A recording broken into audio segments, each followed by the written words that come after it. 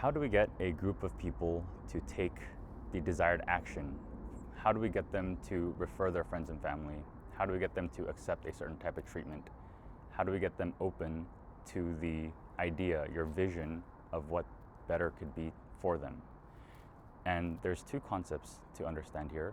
The first is the idea of the cultural loop, that behaviors beget normalization, and normalization begets culture, and culture begets more behavior, more of the same behavior. And that loop happens because a certain group of people, whether it's out of necessity or a certain outside force, they begin to adopt a certain behavior. So a very popular example of this is the guy who starts that dance on that hill. One guy joins in, he creates a behavior, then a couple of other people join in, creating a normalized behavior. And as more and more people go in, suddenly it becomes bad for you to be on the outside. And it becomes better when you start engaging with that behavior as well. So that behavior of going out there and starting to dance becomes the culture after normalization. And as that becomes culture, the default behavior is to engage in that behavior. So by understanding the culture loop, what we can do is be very selective with who we try to target and ask in a way that is selfishly beneficial for them to engage in that new behavior, and to create normalization by grouping those people with the same desire to take part in that behavior. So what's the second aspect? The first one was the culture loop. The second aspect is the shared activity. Everyone has a desired feeling that they want to reach. We have a current feeling, a baseline of where we're at, and a desired feeling of what we want to feel.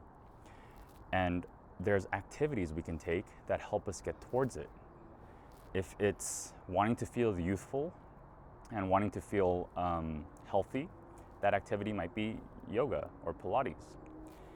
If it's to feel smarter, if it's to feel more at the cutting edge of things, it would help to join a thing like a mastermind. So these are shared activities we can engage in that helps us bridge the gap between how we currently feel and the desired feeling that we want. Clarity, confidence, independence, the feeling of I'm good enough, right? Our goal as leaders is to design a shared activity that people with the same desired feeling, the same hopes and dreams can engage in together. And at the core of that, we group people because they chose that vision of better. That vision of better is going to dictate what activity it is that they're going to engage in.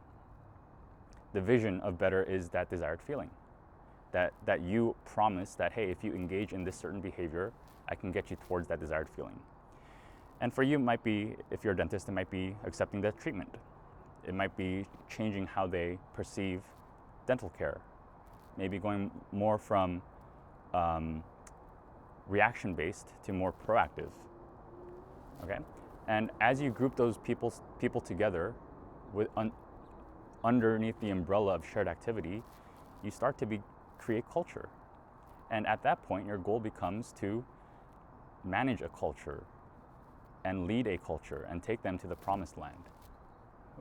And the behavioral, the normalized behavior is the vision that you had.